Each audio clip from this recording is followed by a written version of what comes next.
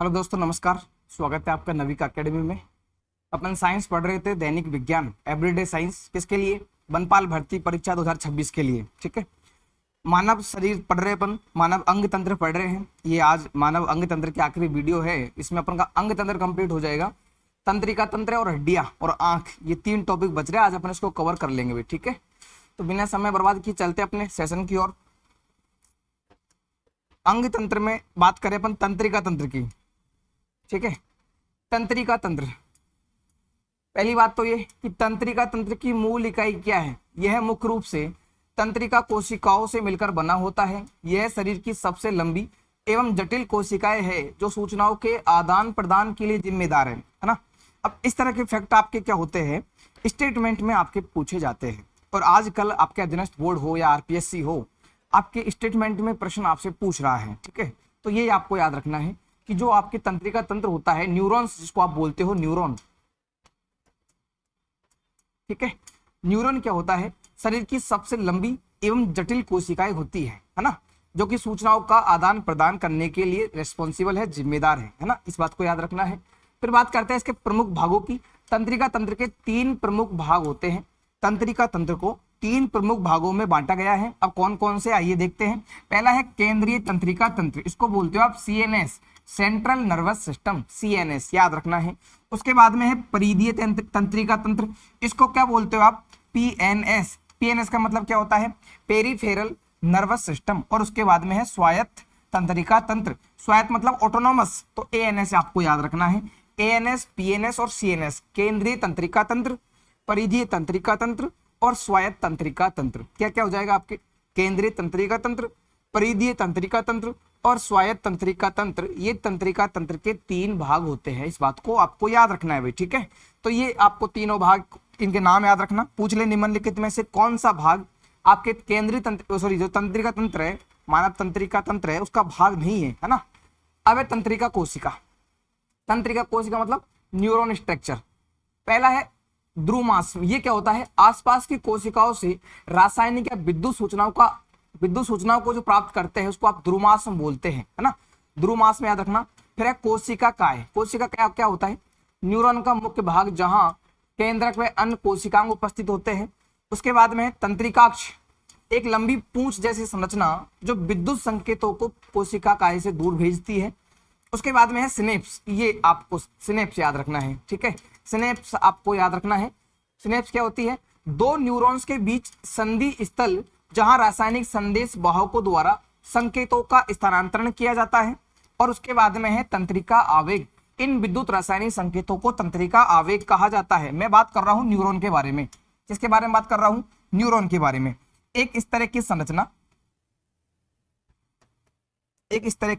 है।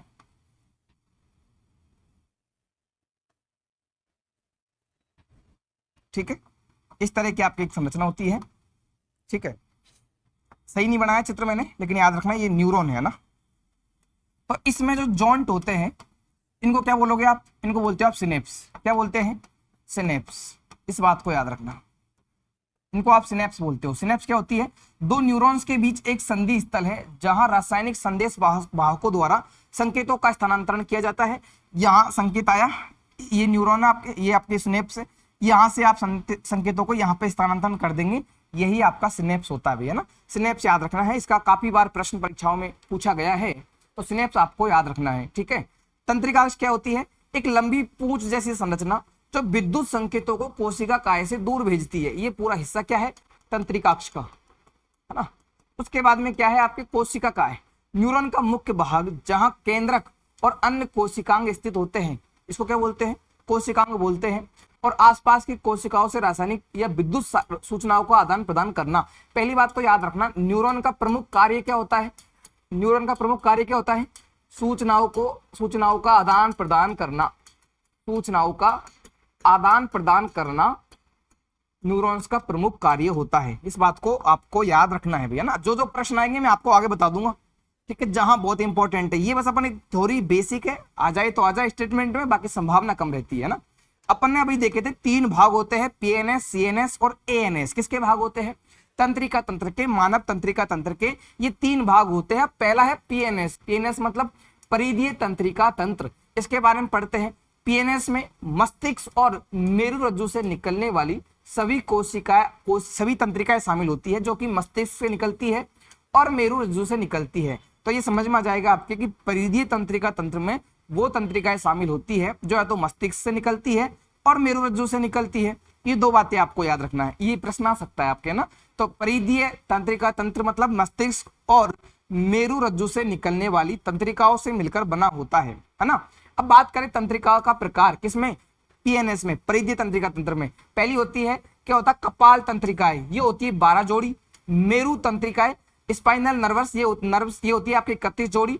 कुल टोटल तंत्रिकाएं कितनी हो गई आपकी? 43 जोड़ी, है ना। अब याद रखना, विवरण की बात करें, जो आपके कपाल तंत्रिकाएं होती है सीधे मस्तिष्क से, अच्छा ये आपको कोई इतना खास नहीं होता, याद रखना, लेकिन फिर भी कपाल तंत्रिकाएं और जो आपके मेरु तंत्रिकाएं होती है तो इनको थोड़ा मोटा मोटा ध्यान रखना कि भाई ऐसा होता है। बाकी नहीं आता प्रश्न, कभी कभार पूछ ले आपसे, किस्मत खराब हो आपकी।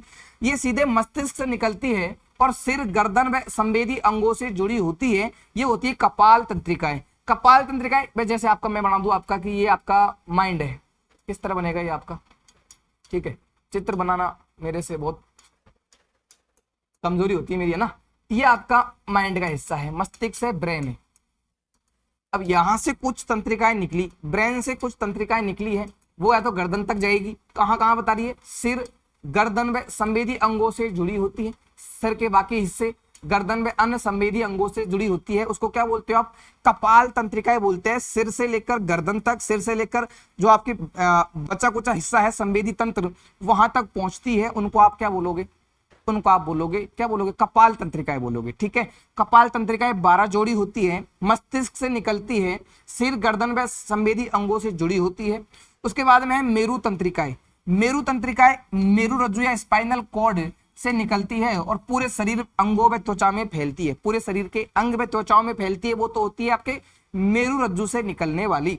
मेरुरज्जु से निकलती है कौन सी कोशिकाएं है आपके? मेरु तंत्रिकाएं। मेरु तंत्रिकाएं पहुंचती है आपके त्वचा तक व अंगों तक, जबकि कपाल तंत्रिकाएं पहुंचती है सिर, गर्दन व संवेदी अंगों तक। अब इसमें आप सोचोगे क्या याद रखना है ना, ये हो गया आपका यहाँ पे। अब इसमें याद रखने वाली बात यह है कि जो परिधीय तंत्रिका तंत्र होता है, इसमें 2 तरह की तंत्रिकाएं पाई जाती है, एक जो मेरुरज्जु से निकलती है, दूसरी जो मस्तिष्क से निकलती है, ठीक है। जो मस्तिष्क से निकलती है उनको आप कपाली तंत्रिका बोलते हैं और ये 12 जोड़ी होती है, ठीक है।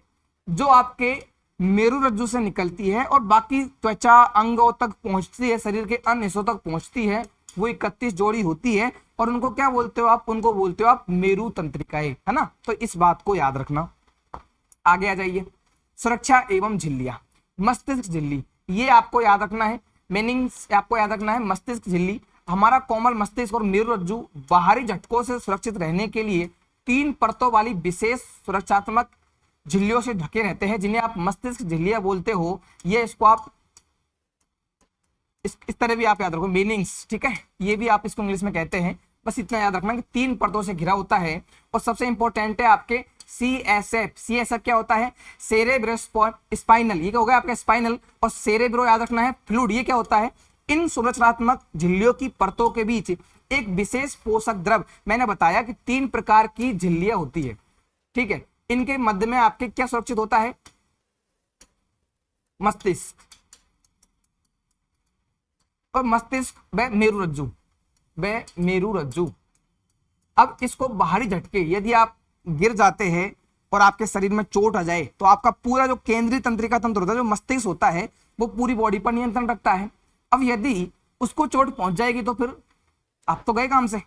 तो उसको सुरक्षित रखने के लिए कि छोटी मोटी चोटों से आपका शरीर, मस्तिष्क आपका सेफ रहे, मस्तिष्क आपका बचा रहे, तो 3 प्रकार की लेयर होती है, उनके मध्य में आपका मस्तिष्क में मेरुरज्जु सुरक्षित रहता है। 3 प्रकार की लेयर होती है भाई, ठीक है। तो 3 प्रकार की लेयर होते हैं, इनको बोलते हो आप मस्तिष्क झिल्लियां। क्या बोलते हो? मस्तिष्क झिल्लियां, या मीनिंग्स आप इनको बोलते हो। और उसके बाद में इसमें यहाँ एक फ्लड भरा होता है, फ्लड लिक्विड भरा होता है, और उस लिक्विड को क्या बोलते हो आप? CSF, क्योंकि ये क्या करता है आपके, ये प्रमस्तिष्क मेरुद्रव, इसको बोलते हो आप, क्या बोलते हो आप? मेरुद्रव। मैं यहाँ लिख देता हूं, वैसे आपके शब्द जो पूछा जाएगा परीक्षा में वो मेरुद्रव होगा, मेरुद्रव, ठीक है। तो मेरुद्रव क्या करेगा? जो मेरु के पास में रहे, इन सुरक्षात्मक झिल्लियों की परतों के बीच में जो परतें हैं इनमें मेरु द्रव भरा रहेगा, जिसे प्रमस्तिष्क मेरु द्रव या CSF कहते हैं। यह मस्तिष्क को हानिकारक बाहरी यांत्रिक आघातों से बचाता है और गीला उसकी नमी बनाए रखता है। तो नाम याद रखना है इसके, ना CSF आपको याद रखना है। आगे है आपका मानव मस्तिष्क के प्रमुख भाग। अब देखते हैं इसके प्रमुख भाग कौन कौन से हैं मस्तिष्क के, इसमें आपको याद रखना है, ठीक है। मस्तिष्क संरचना और कार्यों के आधार पर 3 भागों में बांटा गया है। मस्तिष्क को, किसको, आपके मस्तिष्क को संरचना व कार्यों के आधार पर, मस्तिष्क को, ब्रेन को 3 भाग है आपके संरचना व कार्य के आधार पर, संरचना व कार्य के आधार पर 3 भागों में बांटा गया है। और ये जो 3 भाग है ना, ये आपके सबसे महत्वपूर्ण है। मैं अभी शुरू में आपको बता रहा था कि जहां से प्रश्न आने हैं मैं आपको अलग से बता दूंगा। अभी तक अपन ने इसका बेसिक पढ़ा कि तंत्रिका तंत्र के प्रकार पढ़े, क्या कार्य होते हैं, समझ में आया आपके। अब जो अपन पढ़ने वाले हैं मस्तिष्क के प्रमुख कार्य, ये बहुत ज्यादा इंपॉर्टेंट चीज है भैया ना। आपके जो प्रश्न आना होता है वो यहीं से आएगा। मस्तिष्क के प्रमुख भाग जो है यहीं से आपका प्रश्न बनेगा परीक्षाओं में। इस बात को सबसे ज्यादा ध्यानपूर्वक सुनना है, प्रश्न यहीं से आना आपका, ठीक है। 3 भाग कौन कौन से हैं? पहला है अग्र मस्तिष्क, उसके बाद में है मध्य मस्तिष्क और उसके बाद में है पश्च मस्तिष्क, है ना। हाइंड ब्रेन और मिड ब्रेन और फोर ब्रेन, ठीक है। ये 3 पार्ट है आपके, अग्र मस्तिष्क, मध्य मस्तिष्क और पश्च मस्तिष्क। ये 3 भाग होते हैं कार्य और संरचना के आधार पर। ब्रेन के 3 भाग होते हैं, यहीं से आपका प्रश्न आता है। इनके भी अपन और जो सब पार्ट है वो भी देखेंगे, वहां से भी प्रश्न आता है। अब मैं बताऊं आपको कि कैसा प्रश्न आएगा। सीधा प्रश्न आएगा 1 लाइनर में, और मैं जो बोल रहा हूं ध्यान से सुनना, है ना। प्रश्न आएगा मानव मस्तिष्क का कौन सा भाग, मानव मस्तिष्क का कौन सा भाग बुद्धिमत्ता, तर्क शक्ति, स्मृति आदि पर नियंत्रण रखता है? कौन सा रखेगा? अग्र मस्तिष्क। दूसरी बात, प्रश्न आएगा निम्नलिखित में से मानव मस्तिष्क का कौन सा भाग है जो स्वैच्छिक क्रियाओं या स्वैच्छिक भावनाओं पर नियंत्रण रखता है? आप बता देना। अग्र मस्तिष्क, क्योंकि अपन तो पढ़ रहे हैं भाई इसको, है ना। तो अग्र मस्तिष्क क्या करेगा?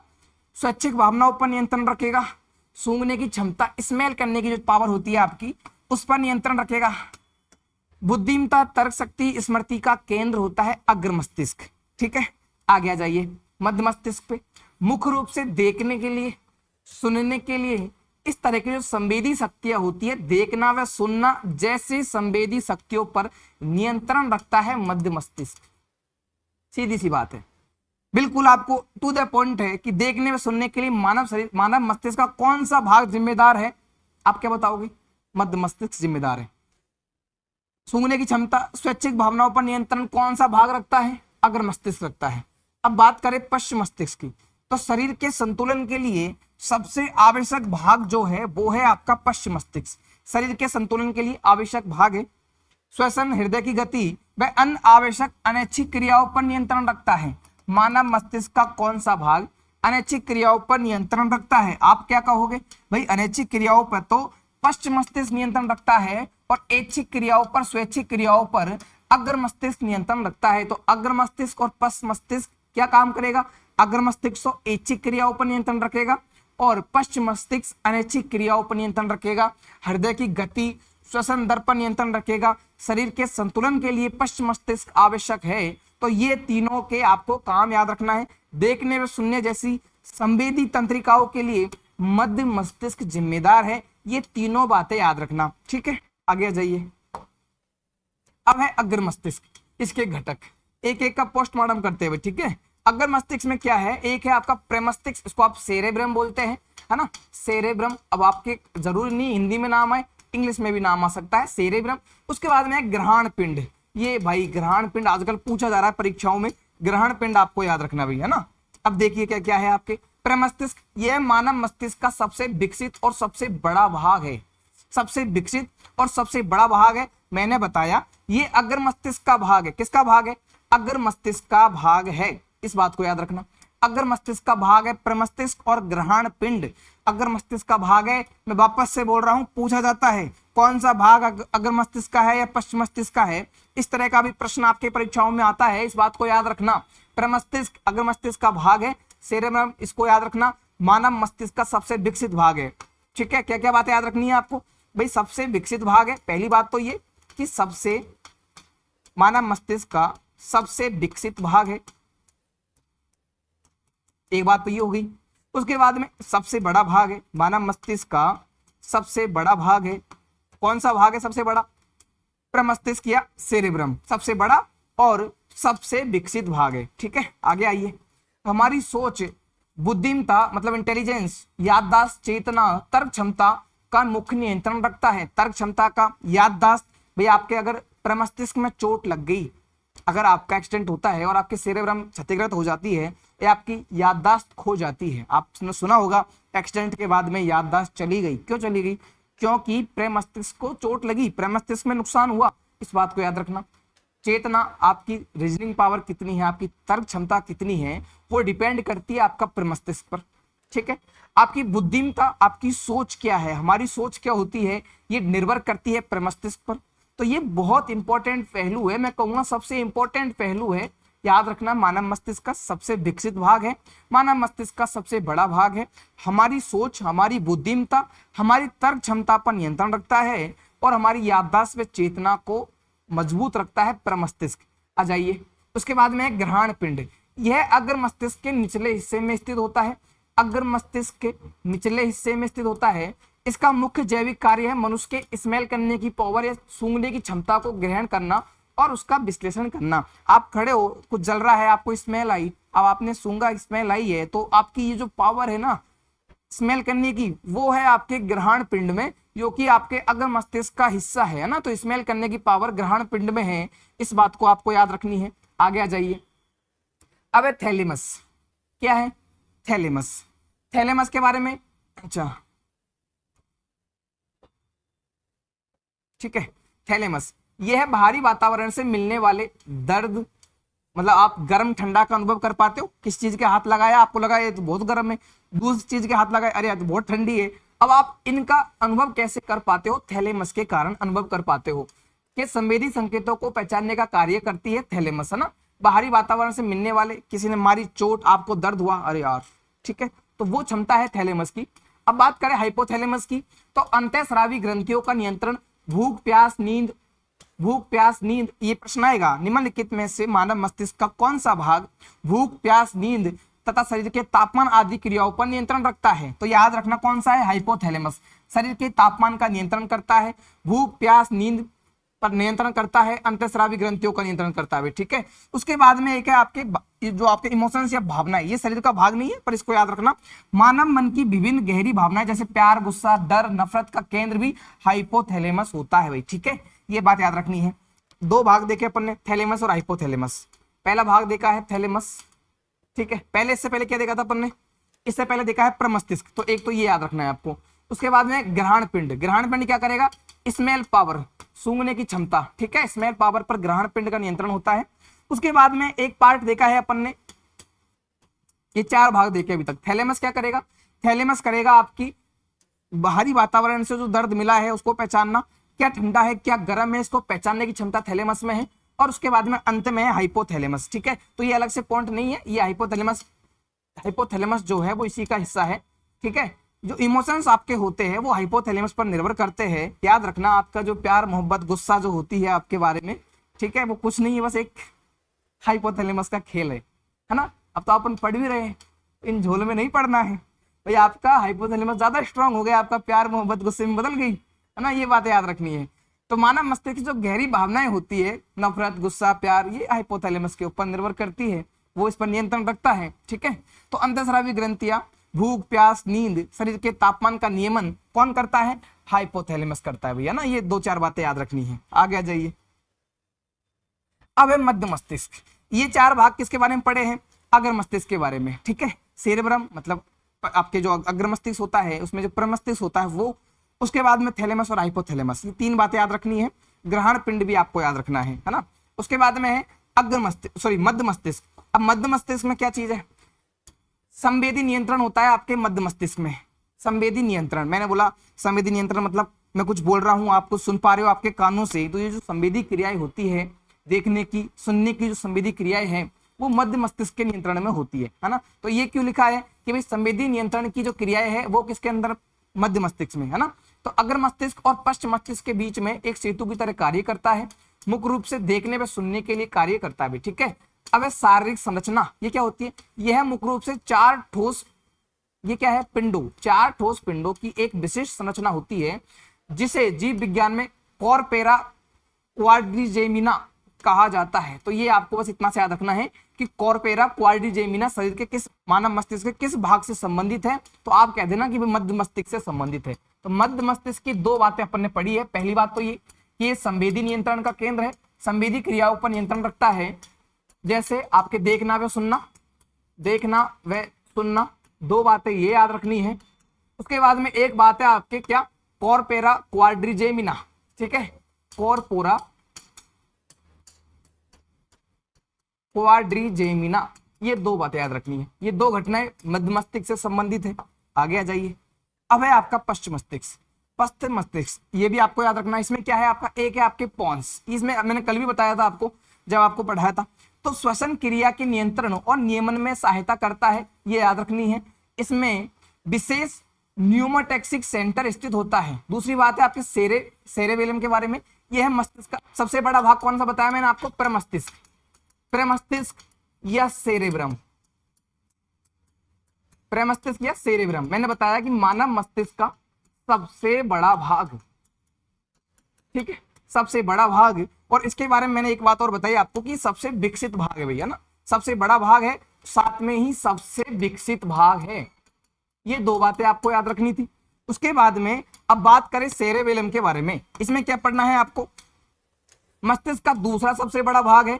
इसका मुख्य कार्य शरीर का संतुलन बनाए रखना तथा ऐच्छिक मांसपेशियों के संकुचन का समन्वय करना है। यदि शरीर का, मानव मस्तिष्क का कोई भाग ऐच्छिक मांसपेशियों पर नियंत्रण करे तो वो क्या आ जाएगा आपके, सेरेबेलम, ठीक है। ये याद रखना है। उसके बाद में है मेडुला ऑब्लांगेटा, ये क्या करता है, यह मस्तिष्क का सबसे अंतिम भाग होता है, रीढ़ की हड्डी से जुड़ता है, अनैच्छिक क्रियाओं पर नियंत्रण रखता है। अब अनैच्छिक क्रिया कौन कौन सी आएगी आपके, हृदय गति, हार्ट रेट जो है आपकी, पाचन क्रियाएं जो होती है आपके, लार आना, खांसना, इनको नियंत्रण करता है कौन, मेडुला ऑब्लांगेटा। और इसको श्वसन केंद्र भी कहते हैं। मानव मस्तिष्क का कौन सा भाग श्वसन केंद्र के रूप में कार्य करता है, तो वो कौन सा है, मेडुला ऑब्लांगेटा, है ना। तो ये तीन भाग याद रखने हैं पश्चिम मस्तिष्क के, पोन्स वाला, सेरेबेलम और मेडुला ऑब्लांगेटा। मेडुला ऑब्लांगेटा क्या करेगा, अनैच्छिक क्रियाओं पर नियंत्रण करेगा, ठीक है, श्वसन केंद्र के रूप में कार्य करेगा। इस बात को भी याद रखना है, श्वसन केंद्र के रूप में कार्य करेगा, अनैच्छिक क्रियाओं पर नियंत्रण रखेगा। मानव मस्तिष्क का सबसे पिछला भाग है भाई, ठीक है, सबसे अंतिम भाग है मेडुला ऑब्लांगेटा। उसके बाद में है सेरेबेलम, ये दूसरा सबसे बड़ा भाग होता है, शरीर का संतुलन करना इसका प्रमुख कार्य होता है, ऐच्छिक मांसपेशियों के संकुचन का समन्वय करता है, ठीक है। पॉन्स वाला, पॉन्स वेरोली याद रखना है कि श्वसन क्रिया के नियंत्रण व नियमन में सहायता करता है। दो बातें मैंने आपको बोली, यदि आपके प्रश्न आता है तो दो बातें आपको याद रखनी है कि श्वसन क्रियाओं पर नियंत्रण व नियमन करता है पॉन्स वेरोली, ये तो करता है श्वसन क्रियाओं पर नियंत्रण, श्वसन क्रियाओं पर नियंत्रण व उनका समन्वय, ये दो बातें याद रखनी है। उसके बाद में मेडुला ऑब्लांगेटा श्वसन केंद्र के रूप में कहलाता है। क्या कहलाता है ये, श्वसन केंद्र। तो यदि आपका पॉन्स वेरोली कार्य करेगा तो मेडुला ऑब्लांगेटा का समन्वय आवश्यक है, श्वसन केंद्र के रूप में कार्य करता है। अब है तंत्रिकाओं के प्रकार, किस प्रकार की तंत्रिकाएं होती है, जैसा अभी अपन ने देखा, जो मेरु तंत्रिकाएं होती है, प्रेरक तंत्रिकाएं होती है, संवेदी तंत्रिकाएं जो होती है, उनके प्रकार अपन पढ़ने वाले हैं। तो कार्य प्रणाली व आवेग संरचना की दिशा के आधार पर तंत्रिकाएं तीन प्रकार की होती है। कौन कौन सी तंत्रिकाएं होती है आपके, अंग तंत्र आपके सिलेबस में है तो ये आपको पढ़ना पड़ेगा भाई, ठीक है। पहली है संवेदी तंत्रिकाएं। संवेदी तंत्रिकाएं मतलब मस्तिष्क मेरुरज्जु, मस्तिष्क या मेरुरज्जु के नियंत्रण में जो तंत्रिकाएं आती है वो तंत्रिकाएं होती है आपके कौन सी, संवेदी तंत्रिकाएं, जो मस्तिष्क या मेरुरज्जु के नियंत्रण में होती है, ठीक है। शरीर की ज्ञानेंद्रियों से प्राप्त बाहरी उद्दीपनों या सूचनाओं को केंद्रीय मस्तिष्क तक पहुंचाना इनका प्रमुख कार्य होता है। फिर है प्रेरक तंत्रिकाएं, तो इसके लिए भी प्रभावी अंग या प्राथमिक अंग कौन सा है, मस्तिष्क या मेरुरज्जु। ये क्या करेगी, मस्तिष्क द्वारा लिए गए निर्णय व आदेशों को कार्यकारी अंगों तथा आप कार्यकारी जो अंग होते हैं उन तक वापस ले जाना। जैसे मैं कहूं आपसे कि आपका मन कर रहा है कि मैंने टेबल पे हाथ रख रखा है, इसको हटाना है, तो ये डायरेक्शन कहां से आई है आपके, ये आपके मस्तिष्क से डायरेक्शन आई है। अब मेरे हाथ को ये काम करना है, मस्तिष्क ने आपके आदेश दिया, ऑर्डर दिया कि भाई हाथ हटाइए वहां से। तो ये जो कार्य होते हैं, मस्तिष्क के जो डिसीजन होते हैं, उनको अंगों तक, प्रभावी अंगों तक पहुंचाने का काम कौन करेगी, प्रेरक तंत्रिकाएं काम करेगी। ठीक है, प्रेरक तंत्रिकाएं काम करती है। और संवेदी तंत्रिका क्या करेगी, मस्तिष्क में मेरुरज्जु द्वारा लिए गए निर्णय संवेदी तंत्रिकाओं के अंतर्गत आते हैं। तीसरी आपके हैं मिश्रित तंत्रिकाएं। मिश्रित तंत्रिकाएं क्या होती है, दोनों दशाओं में काम करती है, मस्तिष्क के लिए और आपके जो संवेदी अंग होते हैं उनके लिए ये कार्य करती है। ठीक है, आगे चलिए। अब है प्रतिवर्ती क्रियाएं। ये क्या होती है, तंत्रिका तंत्र का ही भाग है प्रतिवर्ती क्रिया। इसका प्रश्न आ जाता है कभी कभी, निम्नलिखित में से कौन सी क्रियाएं प्रतिवर्ती क्रियाएं हैं, इस तरह का प्रश्न भी आपको देखने को मिलता है। देखिए भाई एक बार, किसी अचानक होने वाली बाहरी उद्दीपन के प्रति शरीर द्वारा होने वाली त्वरित, स्वतः व तीव्र अनैच्छिक प्रतिक्रिया। जैसे आप कहीं बैठे हो और सीट पर माना कि सुई रखी हुई है, जैसे ही आप बैठे सुई आपको लगी, आप तुरंत खड़े हो गए। तो इस तरह की अनिश्चित क्रिया जो किसी बाहरी उद्दीपन के कारण त्वरित रूप से घटित हो जाए, उसी को आपका क्या कहते हो, प्रतिवर्ती क्रिया है। ऐसी कोई गतिविधि जो ना चाहते हुए भी हमें एकदम त्वरित रूप से बहुत ज्यादा स्पीड के साथ में करनी पड़ जाए, उसको आप क्या कहोगे, उसको ही कहोगे आप प्रतिवर्ती क्रिया है ना, याद रखना है। इसकी विशेषता क्या होती है, यह क्रिया मस्तिष्क की जागरूक सोच, भाई आपका माइंड कितना एक्टिव, आप कितने जल्दी रेस्पॉन्स करते हो, ठीक है, जागरूक सोच के बिना ही अत्यंत तीव्र गति से संपन्न हो जाती है। इसका मुख्य नियंत्रण होता है स्पाइनल कॉर्ड मतलब मेरुरज्जु में। याद रखना, प्रतिवर्ती क्रियाओं का नियंत्रण होता है मेरुरज्जु में। मेरुरज्जु में, इस प्रश्न को याद रखना, ये आएगा वन लाइनर में आपके। ठीक है, शरीर मस्तिष्क का कौन सा भाग प्रतिवर्ती क्रियाओं पर नियंत्रण रखता है, वो है आपका मेरुरज्जु। इस बात को याद रखना है आपको। आगे आ जाइए। पुनरुद्भवन क्षमता, ये क्या होती है, ठीक है, मानव शरीर के विभिन्न अंगों में कोशिकाओं के विभाजन और स्वयं मरम्मत की क्षमता भिन्न भिन्न होती है। शरीर के अंग व कोशिकाओं में वापस मरम्मत करने की क्षमता जो होती है, उसको आप कहते हो पुनरुद्भवन की क्षमता। क्या कहते हो, पुनरुद्भवन की क्षमता, ये याद रखना भाई। ठीक है, रीजनरेशन कैपेसिटी क्या होती है, कोशिका में आपके यहाँ पे घाव लगा, कुछ दिन बाद घाव वापस भरने लगता है, कोशिकाएं अपनी जगह पर वापस से स्थापित होने लगती है, इसको आप कहते हो क्या बोलते हो, रीजनरेशन। वापस जनरेट हो गई आपकी कोशिका, जहां से आपका नुकसान हो गया था, खाल आपका जो घाव लग गया था, वापस से वो भर जाए, उसको कहते हो आप पुनरुद्भवन की क्षमता। ठीक है, अब अलग अलग क्षमताएं होती है अलग अलग ऑर्गन्स की, एक बार देखते हैं कैसे होती है भाई। ठीक है, सबसे कम पुनरुद्भवन क्षमता मतलब सबसे कम रीजनरेशन पावर किसकी होती है, तंत्रिका कोशिका की, मस्तिष्क की। इसलिए कहते हैं माइंड में चोट, आपकी जो ब्रेन है यहाँ चोट नहीं लगनी चाहिए, आपके सर को सलामत रखो, सब कुछ सलामत है। आप लोगों को पुलिस वाले बोलते हैं कि आप हेलमेट लगा के चला करो, आपके माइंड में, आपके ब्रेन में, अभी आपके मस्तिष्क में चोट लग गई तो उसकी क्षमता सबसे कम होती है, रिकवर करने की क्षमता मस्तिष्क की सबसे कम होती है। तो आप लोगों का तो हो गया काम तमाम, हेलमेट इसलिए लगाना होता है।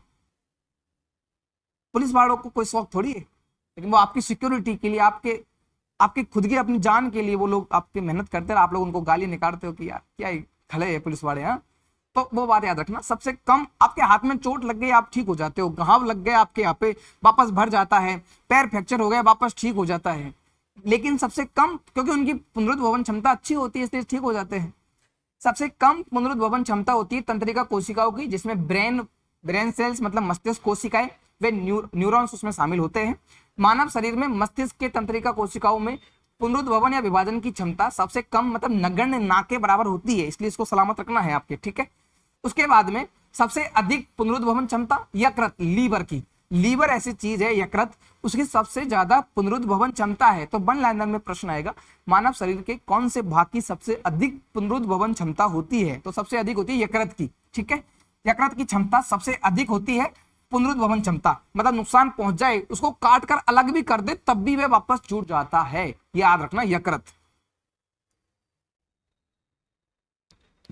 अब आगे है हड्डियां। तंत्रिका तंत्र के बाद में अगला टॉपिक अपना हड्डियां, मानव का कंकाल तंत्र। सिलेबस में आपके क्या लिखा हुआ है, सिलेबस में लिखा हुआ अंग तंत्र, तो ये पढ़ना जरूरी है। कंकाल तंत्र होता क्या है, ठीक है, एक ढांचा जिसमें हड्डियां होती है, आपके पसलियां होती है, उसी को आप कंकाल तंत्र बोलते हो। बस यही है आपके, ठीक है। याद रखना, हड्डियों उपास्थियों का वह ढांचा जो शरीर को एक निश्चित आकार, सहारा और आंतरिक अंगों को सुरक्षा देता है, यही क्या कहलाता है? कंकाल तंत्र कहलाता है। हड्डियों का अध्ययन ऑस्टियोलॉजी, इस बात को याद रखना, ऑस्टियोलॉजी हड्डियों का अध्ययन, बस इसमें एक काम की बात है। दूसरी बात है, वयस्क मनुष्य में 206 हड्डियां होती है। थोड़ा सा स्पीड से चलेंगे। वयस्क मनुष्य में 206 हड्डियां होती है, याद रखना है। नवजात शिशु में 300 से अधिक हड्डियां होती है। जब उसकी जैसे जैसे उम्र बढ़ती है तो हड्डियां जुड़कर एक मतलब जुड़कर संयुक्त हड्डी बना लेती है। तो याद रखना, नवजात में 300 हड्डियां होती है, 300 से अधिक हड्डियां होती है। वयस्क मनुष्य में 206 हड्डियां होती है भाई, ठीक है। आगे जाइए। हड्डियों के क्या कार्य है? आकार व गति प्रदान करना, आपको आकार देंगे ढांचे को। अंगों की सुरक्षा, भाई हड्डी के पीछे कोई अंग है तो उसको प्रोटेक्शन होता है। जैसे आपके ब्रेन पढ़ा था, अभी अपन ने मस्तिष्क पढ़ा था, ठीक है। तो मस्तिष्क में क्या था कि जो ऊपर का कंकाल है वो आपके ब्रेन को सुरक्षित रखता है चोट से, ठीक है। उसके बाद में रक्त कोशिकाओं का निर्माण, जहां भी बड़ी बड़ी हड्डियां होती है आपके शरीर में, लंबी हड्डियां होती है, उनके मध्य में जो खाली जगह होती है उसमें अस्थि मज्जा पाया जाता है। बोन मैरू, अस्थि मज्जा। अस्थि मज्जा में क्या होता है? आरबीसी व डब्ल्यूबीसी का निर्माण होता है, इस बात को याद रखना। आरबीसी व डब्ल्यूबीसी का निर्माण अस्थि मज्जा में होता है, जो कि आपके लंबी हड्डियों के खोखले जो भाग होते हैं उसमें स्थित होता है। तो 3 कार्य हड्डियों के अंगों की सुरक्षा, आकार और गति, और रक्त कोशिकाओं का निर्माण करना, ठीक है। आगे जाइए। अब है हड्डियों का रासायनिक संगठन। इसमें क्या आता है? इसका मतलब ये है कि हड्डियां किस किस से मिलकर बनी होती है। हड्डियां किस किस कर मिलकर बनी होती है? हड्डियों में अकार्बनिक पदार्थ, अकार्बनिक घटक पाया जाता है 65% और कार्बनिक घटक पाया जाता है 35%।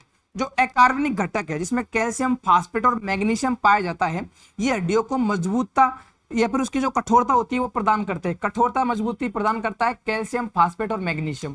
याद रखना, कैल्शियम, फास्फेट और मैग्नीशियम हड्डियों को मजबूती प्रदान करता है और 65% आपके हड्डियों में अकार्बनिक पदार्थ होता है। मैंने बताया कि हड्डियों का निर्माण कैसे होगा। कोई हड्डी है उसका निर्माण में 2 चीजें सहायक होती है, एक है कार्बनिक पदार्थ और दूसरा है अकार्बनिक पदार्थ, ठीक है। तो मैं कहूंगा कि अकार्बनिक पदार्थ होता है 65%, जिसमें आपके मैग्नीशियम में कैल्शियम फास्फेट होता है, कैल्शियम फास्फेट, ठीक है, कैल्शियम फॉस्फेट। और दूसरा होता है कार्बनिक पदार्थ, ये होता है 35%, जिसमें प्रोटीन, ओसिन, ओस्टियोसाइट आदि कोशिकाएं पाई जाती है, जो कि हड्डियों को लचीलापन प्रदान करते हैं। समझ गए होंगे। रासायनिक संगठन, रासायनिक संगठन मतलब 2 बातें, किस किस से बनता है? कार्बनिक घटक से, अकार्बनिक घटक से। कार्बनिक घटक 35% योगदान देता है, अकार्बनिक घटक 65% योगदान देता है भाई। आगे जाइए। मानव कंकाल का वर्गीकरण। मानव कंकाल का वर्गीकरण। मानव कंकाल 206 हड्डियों से मिलकर बनता है, आपको बता दिया। इसके 2 मुख्य भाग होते हैं, एक तो होता है अक्षीय कंकाल, दूसरा होता है उपांगी कंकाल। अक्षीय कंकाल में 80 हड्डी होगी। कुल मानव शरीर में वयस्क मनुष्य में 206 हड्डियां हैं, 206 हड्डियां होता है। इसको 2 भागों में बांटा गया, अक्षीय कंकाल और दूसरा है उपांगीय कंकाल। उपांगीय कंकाल, उपांगीय कंकाल में 126 हड्डियां है, अक्षीय कंकाल में 80 हड्डियां है भाई। इस बात को याद रखना। अक्षीय कंकाल में क्या क्या आएगी? आपके खोपड़ी आएगी, ठीक है, स्पाइनल कॉर्ड मतलब रीढ़ की हड्डी आएगी, रीढ़ की हड्डी आएगी, खोपड़ी आएगी, उरोस्थी आती है जो कि आपके छाती में स्थित होती है, अक्षीय कंकाल में आती है, ठीक है। उपांगी कंकाल में हाथ पैर की उंगलियां बागी आदि चीजें शामिल होती है। अक्षीय कंकाल मुख्य केंद्रीय अक्ष का निर्माण करता है, खोपड़ी, कशेरुकी की दंड मतलब रीढ़, उरोस्थी, पसलियां आदि, ठीक है। दूसरा है उपांगी कंकाल, इसमें 126 हड्डियां होती है। उपांगी कंकाल में 126 हड्डियां होती है, जैसे अंगों में हाथ पैर, उन्हें अक्ष से जोड़ने वाली मेखलाएं आदि इनको मिलाती है। जैसे हाथ पैरों की बात करें तो हाथों में कितनी हड्डी होती है? हाथों में 60 हड्डी होती है, एक 30 हाथ, एक हाथ में 30 हड्डी, दूसरे हाथ में 30 हड्डी। मैं बात करूं पैर की तो पैर में भी 60 हड्डी होती है, एक पैर में 30 है और दूसरे में भी 30 है, ठीक है। याद रखना, पैर में भी 60 हड्डी है, हाथों में भी 60 हड्डियां पाई जाती है, ठीक है। और ये किससे मिलकर बनती है? मेन भाग होता है अक्षीय कंकाल। जैसे आपकी मेन जो हाथों की हड्डी आके किससे मिलती है? अस्थि कंकाल से मिलती है, ठीक है। जैसे माना ये हाथ है, ठीक है, ये हाथ का हिस्सा है, यहाँ पे आपके 30 हड्डियां पाई जाएगी, लेकिन ये आकर मिलती है अक्षीय कंकाल से। ये आपका अक्षीय कंकाल होता है, बच्चा कुच्चा हिस्सा, ठीक है। तो मेन भाग जो होता है वो होता है अक्षीय कंकाल। अक्षीय कंकाल का विवरण, ठीक है। अक्षीय कंकाल में देखा अपन ने कि 80 हड्डियां है। खोपड़ी में कितनी हड्डी पाई जाएगी? 22। खोपड़ी में 22, गर्दन के ऊपर वाले हिस्से में 22 हड्डियां है चेहरे पर 14 हड्डी, और मस्तिष्क जो ब्रेन होता है आपके कपाल, वहां पे होती है 8 हड्डियां। कपाल में 8 हड्डियां, 14 हड्डी होती है आपके फेस पर, चेहरे पर 14 हड्डी होती है। इस बात को याद रखना, कपाल में 8 हड्डी होती है। टोटल खोपड़ी में आपके 22 हड्डियां पाई जाती है। अब एक कशेरु की दंड, आपके जो पीठ वाला हिस्सा है ना, ये यहाँ पाई जाती है 26 हड्डियां है ना, याद रखना इस बात को। उसके बाद में पसलियों की बात करें तो एक वयस्क मनुष्य में, वयस्क मानव में आपके 22 जोड़ी पसलियां पाई जाती है। इसका मतलब है 24 पसलियां, 22 जोड़ी, 22 दूनी 24 पसलियां पाई जाती है। ये उरोस्थी जरूर याद रखना है आप लोगों को। उरोस्थी क्या होती है? स्टर्नम याद रखना। ये आपके जो छाती के बीच वाला हिस्सा है ना, यहाँ पर आपके एक प्लेट नुमा हड्डी पाई जाती है, उसको उरोस्थी बोलते हैं ना, याद रखना। छाती के बीच में चपटी हड्डी होती है, पसलियां आकर यहाँ पर लॉक होती है, उसको उरोस्थी बोलते हैं, है ना। एक हड्डी होती है, पसलियां 12 जोड़ी होती है। कशेरु की दंड, रीढ़ में आपके 26 हड्डियां होती है और खोपड़ी में 22 हड्डियां होती है। अब उपांगीय कंकाल, मतलब छोटी छोटी हड्डियां, एक 26 हड्डी होती है, हाथों में 60, पैरों में 60 और 6 मेखलाएं होती है ना, याद रखना। आगे आ जाइए। अच्छा, ये कोई काम का नहीं है भैया ना। उसके बाद में महत्वपूर्ण अन्य तथ्य, बहुत इंपॉर्टेंट ये स्लाइड होने वाली है आपकी। अब आप सोचोगे क्यों, ध्यान समझना। लंबी, सबसे लंबी हड्डी कौन सी है? फीमर। फीमर वयस्क मनुष्य में मानव की सबसे लंबी हड्डी कौन सी है? फीमर। जांग की हड्डी है, सबसे लंबी, सबसे भारी हड्डी है, ठीक है। उसके बाद में है सबसे छोटी हड्डी। सबसे छोटी हड्डी कौन सी है? स्टेपिज। स्टेपिज कहाँ पाई जाती है? कान के अंदर। स्टेपिज कान की हड्डी है, कान के अंदर पाई जाती है। और मानव शरीर की सबसे छोटी हड्डी है स्टेपिज। सबसे मजबूत हड्डी मैंडिबल। हड्डी सबसे मजबूत है मैंडिबल। और मानव बॉडी का, मानव शरीर का सबसे मजबूत तत्व कोई है तो कोई पदार्थ कोई है तो पदार्थ होता है आपके कठोरतम पदार्थ है इनेमल। दांतों की जो ऊपरी परत है ना, सफेद रंग की आपको दिखाई देती है, इसको इनेमल बोलते हैं। और इनेमल सबसे कठोर होता है, कैल्शियम फास्फेट से मिलकर बनता है। मैंने जब दांत पढ़ाए थे वहां बता दिया आपको पाचन तंत्र में। तो कैल्शियम फास्फेट से एनिमल मिलकर बनता है। मनुष्य का सबसे कठोर पदार्थ होता है। बात करूं सबसे कठोर हड्डी की, सबसे कठोर हड्डी होती है मैंडिबल। ये आपका जो जबड़ा होता है ना, नीचे वाले जबड़े, ये मैंडिबल होती है और सबसे कठोर हड्डी होती है। तीनों बातें याद रखना, चारों बातें। सबसे लंबी हड्डी फीमर है, सबसे छोटी हड्डी क्या है आपके? स्टेपिज है, सबसे मजबूत हड्डी मैंडिबल है और कठोरतम पदार्थ इनेमल है। कंकाल तंत्र के विकार और रोग। अब आप सोच रहे होंगे यार हड्डियों में क्या रोग होगा? भाई आपके हड्डियों में यदि कैल्शियम की कमी आ गई तो आपके पेन जॉइंट में दर्द होता है ना, होता है ना आपके जॉइंटों में दर्द, पेन आपके दर्द होने लगता है, गठिया रोग आपको हो जाता है। तो ये सारे रोग है आपके हड्डियों से संबंधित या कंकाल तंत्र से संबंधित। पहला रोग है ऑस्टियोपोरोसिस। ऑस्टियोपोरोसिस क्या होता है? बढ़ती उम्र में कैल्शियम की कमी से हड्डियां कमजोर व खोखली हो जाती है, जिसमें फ्रैक्चर का खतरा बढ़ जाता है। ऑस्टियोपोरोसिस में कैल्शियम की कमी हो जाती है आपकी बॉडी में, और कैल्शियम हड्डियों में कम हो जाएगा तो आपके दर्द होने लग जाता है, फ्रैक्चर का खतरा बढ़ जाता है। उसके बाद में गठिया रोग, जोड़ों में यूरिक एसिड जमा हो जाए। आपके जो जॉइंट होते हैं, यहाँ जॉइंट है, यहाँ जॉइंट है, जहां जहां आपकी बॉडी में जॉइंट है, पैरों में जॉइंट होता है, घुटने में जॉइंट होता है, वहां यदि यूरिक एसिड हड्डियों के बीच में आ जाता है, क्या यूरिक एसिड, तो आपके गठिया रोग हो जाता है। इसको या कार्टिलेज घिसने से, कार्टिलेज घिस जाए या यूरिक एसिड आपकी हड्डियों में जमा हो जाए तो सूजन और तेज दर्द होता है, इसको गठिया रोग बोलते हैं। तो गठिया हो गया, ऑस्टियोपोरोसिस हो गया। फिर अब क्या कर सकते हैं इनकी देखभाल के लिए? कैल्शियम युक्त खाना खाइए, दूध, पनीर, विटामिन डी का आप ताजा धूप लीजिए, कैल्शियम का अवशोषण कर सके विटामिन डी, और आपके ये दोनों बातें याद रखनी है। अब है मानव नेत्र और दृष्टिदोष। नेत्र सिलेबस में नहीं है लेकिन रोग सिलेबस में है। रोग आपके सिलेबस में है। अब रोग सिलेबस में है, मैं रोग बाद में पढ़ाऊंगा, मानव के रोग पूरी एक वीडियो होगी, लेकिन आंख से संबंधित क्योंकि मानव शरीर का भाग है तो आंख से संबंधित सारी बातें आज ही पढ़ लेते हैं, ठीक है। रोग पढ़ लेते हैं अपन, आंख से संबंधित रोग है ना।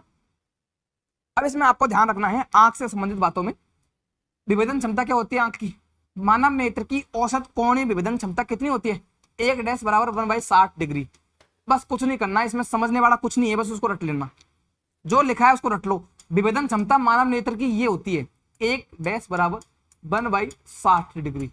अब वो 1/80 डिग्री देगा, 1/30 डिग्री देगा, कुछ भी दे सकता है आपको, 2 कुछ भी दे देगा। 1 बराबर 1/60 डिग्री याद रखना है, ये मानव नेत्र की विभेदन क्षमता है। मानव नेत्र की विभेदन क्षमता, इनको काट दीजिए, ये कोई काम की नहीं है। अब है निकट दृष्टि दोष या मायोपिया। निकट दृष्टि दोष या मायोपिया, ध्यान से समझना। कब होगा निकट दृष्टि दोष? ये आपका रेटिना है, ये रेटिना, यहां तक आपके यदि रेटिना पर आपके फोकस बनता है, जैसे ये रेटिना है, ठीक है, ये आंख के अंदर रेटिना है, यदि फोकस बनता है यहां पर तो आपको साफ दिखाई देगा, साफ दिखाई देगा। अब यदि फोकस पहले बन जाए, कोई वस्तु को आप देख रहे हो तो उसका फोकस यहां बन गया, फोकस मतलब रेटिना तो यहां पे है, पहले बन गया, फोकस पहले बन जाए तो उसको बोलते हो आप निकट दृष्टि दोष। ध्यान समझना, अब रेटिना यहां पे था और यदि फोकस यहां बन जाए, मतलब इसके पीछे फोकस रेटिना के पीछे बन जाए, इसको बोलते हैं आप दूर दृष्टि दोष, हाइपरमेट्रोपिया, दूर दृष्टि दोष। आप समझ जाना, तीन बातें बताई। यदि किसी वस्तु का फोकस रेटिना पर बनता है तो साफ दिखाई देती है, ठीक है। वस्तु का फोकस रेटिना से पहले बन जाए तो वस्तु धुंधली दिखाई देगी। रेटिना का फोकस, जो वस्तु का फोकस है रेटिना के पीछे बन जाए, ये तो रेटिना है, इसके पीछे बन जाए, यहां बन जाए तो वस्तु धुंधली दिखाई देगी। पहले बन गया तो धुंधली दिखाई देगी, बीच रेटिना पर बनता है तो साफ दिखाई देगी, ठीक है। अब पहले दिखाई देती है उसको बोलते हैं निकट दृष्टि दोष। रेटिना से पहले ही फोकस बन गया तो निकट दृष्टि दोष है, और निकट दृष्टि दोष को बोलते हैं मायोपिया। उसमें निकट की वस्तु साफ दिखाई देगी, दूर की वस्तु धुंधली दिखाई देगी। अवतल लेंस का उपयोग करेंगे, ऋणात्मक अवतल लेंस। अब है दूरदृष्टि दोष, इसको बोलते हैं हाइपरमेट्रोपिया। क्या बोलेंगे? हाइपरमेट्रोपिया, ठीक है। फोकस बनता है, आपके जो फोकस रेटिना के पीछे है, दूरदृष्टि दोष है, हाइपरमेट्रोपिया है, उत्तल लेंस का प्रयोग करते हैं, धनात्मक उत्तल लेंस का प्रयोग करते हैं। दूरदृष्टि दोष में दूर की वस्तु साफ है, निकट दृष्टि दोष में निकट की वस्तु साफ दिखाई देगी। समझ गए होंगे? चलिए आगे, ठीक है। तो ये सारी बातें यही है, फोकस बिंदु रेटिना से पहले बन जाता है, और कारण क्या है? नेत्र गोलक का आकार लंबा हो जाना। निकट दृष्टि दोष का कारण क्या है? जो आपके निकट दृष्टि दोष है, रेटिना यहाँ पर है, फोकस पहले बन गया, तो कारण क्या है इसका? नेत्र गोलक का आकार लंबा हो गया, या नेत्र लेंस की वक्रता अत्यधिक बढ़ गई। नेत्र लेंस की वक्रता बढ़ जाए, नेत्र गोलक का आकार बढ़ जाए तो निकट दृष्टि दोष है, और घट जाए तो दूर दृष्टि दोष है। नेत्र गोलक का आकार घट जाए तो निकट दृष्टि, सॉरी दूर दृष्टि दोष है, बढ़ जाए तो दूर निकट दृष्टि दोष है।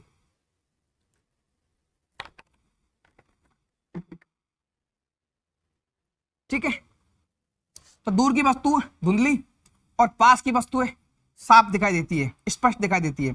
अवतल लेंस का प्रयोग करते हैं, ऋणात्मक क्षमता के अवतल लेंस का।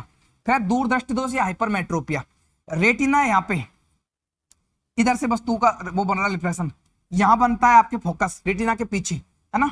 तो रेटिना के पीछे फोकस बनता है, कारण क्या है? नेत्र गोलक का छोटा होना, लेंस की वक्रता क्षमता कम होना, वक्रता क्षमता रिफ्रैक्टिव पावर कम होना। अब क्या होगा? दूर की वस्तुएं देखने, पास की वस्तु देखने में दिक्कत आएगी। दूर दृष्टि दोष में दूर की वस्तु साफ, निकट दृष्टि दोष में निकट की वस्तु साफ, दूर की वस्तु खराब, है ना। कारण क्या है? वो निवारण क्या है? उत्तल लेंस, धनात्मक उत्तल लेंस दूर दृष्टि दोष का कारण है। आगे जाइए, अब है जरा दृष्टि दोष, प्रेस बायोपिया। जरा दृष्टि दोष या प्रेस बायोपिया, उम्र बढ़ गई तो आपकी जो समंजन क्षमता है, लेंस की जो समंजन क्षमता है वो कमजोर हो जाती है। बढ़ती उम्र में प्रेस बायोपिया हो जाता है, जरा दृष्टि दोष हो जाता है। कारण क्या है? आयु सीमा, यदि आपकी उम्र बढ़ेगी तो ये समस्या आ जाएगी। 40-50 की आयु के बाद में ये दोष उत्पन्न होता है। आंखों के पास वस्तुओं पर ध्यान केंद्रित करने की प्राकृतिक जो समंजन क्षमता होती है, अकोमोडेशन पावर होती है, जो कम होने लग जाती है। कारण क्या है? इसका कारण है आंखों के कृष्णीय लेंस के लचीलेपन में क्रमिक कमी आना, और लेंस को नियंत्रित करने वाली सिलियरी मांसपेशियों का कमजोर होना। इस बात को याद रखना, ये सिलियरी कोशिका है ना, इसको याद रखना। निम्नलिखित में से कौन सा रोग सिलियरी कोशिकाओं के कमजोर होने से होता है? आंखों का कौन सा रोग सिलियरी कोशिकाओं के कमजोर होने से होता है? सिलियरी कोशिका याद रखनी है, सिलियरी कोशिका, बार बार बोल रहा हूं, सिलियरी कोशिका जिम्मेदार है जरा दृष्टि दोष के लिए, प्रेस बायोपिया के लिए। सिलियरी कोशिका प्रेस बायोपिया के लिए जिम्मेदार है, जरा दृष्टि दोष के लिए ये जिम्मेदार है, ठीक है, इसको याद रखना। अब बात करें उपचार या निवारण की। जरा दृष्टि दोष का निवारण है बाइफोकल या डिफोक्सी लेंस। क्या कारण है? बाइफोकल, ठीक है, ये आप इसको बोलते हो डिफोक्सी लेंस। डिफॉक्सी लेंस, ये इसका निवारण है बाइफोकल लेंस। निकट दृष्टि दोष में अवतल लेंस ऋणात्मक, दूर दृष्टि दोष में उत्तल लेंस धनात्मक, प्रेस बायोपिया जरा दृष्टि दोष में डिफॉक्सी लेंस, ये फिर बाइफोकल लेंस, है ना। ये बातें याद रखनी है। कारण क्या है? सिलियरी मांसपेशियों का कमजोर होना, आंखों की संवेदन क्षमता कम हो जाती है, उम्र बढ़ती है तो जरा दृष्टि दोष हो जाता है। अब है अबिंदुकता। अबिंदुकता क्या होता है? आपका कॉर्निया इस तरह का होता है, किसी कारणवश इसकी वक्रता में वृद्धि हो जाए, मतलब ये कॉर्निया आपके इस तरह का गोल है, अब इसकी वक्रता बढ़ जाए इधर उधर, इसको बोलते हो आप एस्टिग्मेटिज्म या अबिंदुकता। एस्टिग्मेटिज्म या अबिंदुकता, ठीक है। यह दोष तब उत्पन्न होता है जब कॉर्निया या आंतरिक लेंस की सतह पूरी तरह गोलाकार न होकर अलग अलग दिशाओं में बढ़ गई। देख लीजिए, ये तो गोलाकार होगी, अब इसकी दिशा अलग अलग दिशाओं में बढ़ रही है, इसको बोलते हैं अबिंदुकता या एस्टिग्मेटिज्म। इसका कारण क्या होता है? ध्यान से समझना। किसी भी दूरी पर रखी वस्तु का धुंधला दिखाई देना, विकृत या डबल दिखाई देना, डबल प्रतिबिंब दिखाई देना एस्टिग्मेटिज्म के लक्षण होते हैं, ठीक है। आंख एक ही समय में क्षैतिज व ऊर्ध्वाधर रेखाओं को स्पष्ट रूप से नहीं देख पाती। इस दोष को दूर करने के लिए बेलनाकार या सिलेंड्रिकल लेंस का प्रयोग करते हैं। एस्टिग्मेटिज्म का उपचार क्या है भाई? इसका उपचार क्या है? आप कह देना इसका उपचार है बेलनाकार लेंस। क्या है? बेलनाकार लेंस। बेलनाकार लेंस या इसको सिलेंड्रिकल लेंस भी आपके एग्जाम में आएगा सीधा, सिलेंड्रिकल लेंस, ठीक है।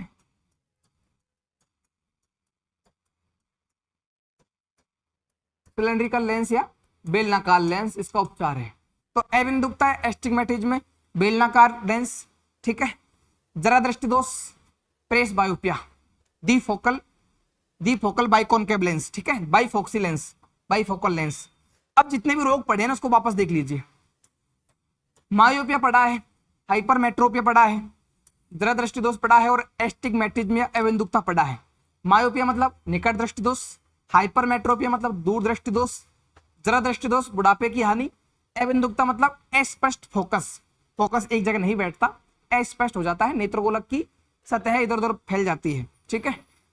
लेंस कौन सा प्रयोग करेंगे? मायोपिया में अवतल लेंस कॉनकेव, ठीक है। हाइपरमेट्रोपिया में कॉन्वेक्स या उत्तल लेंस, जरा दृष्टि दोष में डिफॉक्सी लेंस, बाइफोकल लेंस, ठीक है। अबिंदुकता एस्टिग्मेटिज्म में बेलनाकार या सिलेंड्रिकल लेंस का प्रयोग करते हैं, ठीक है। अवतल लेंस निकट दृष्टि दोष में धनात्मक होगा, उत्तल लेंस दूर दृष्टि दोष में सकारात्मक होगा। बस खत्म बात है, ठीक है। आगे जाइए। अब 3 रोग और बचते हैं, मोतियाबिंद, ग्लूकोमा और ट्रैकोमा।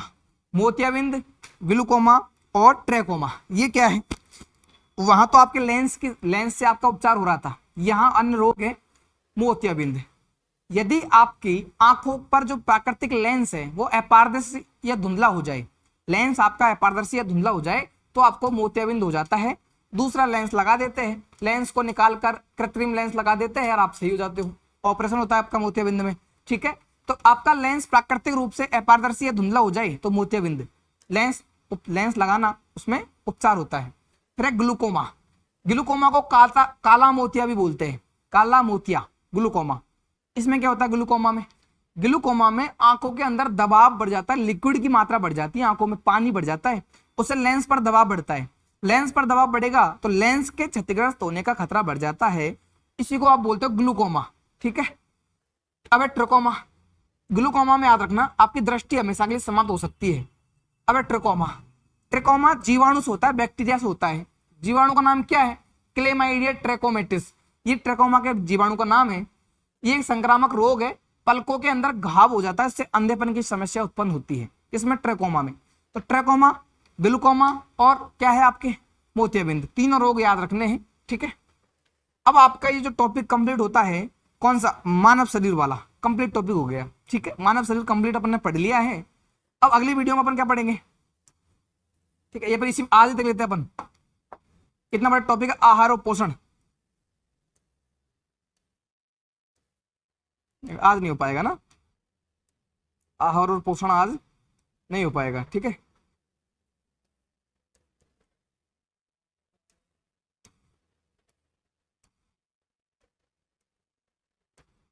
पढ़ ले आज ही, ठीक है।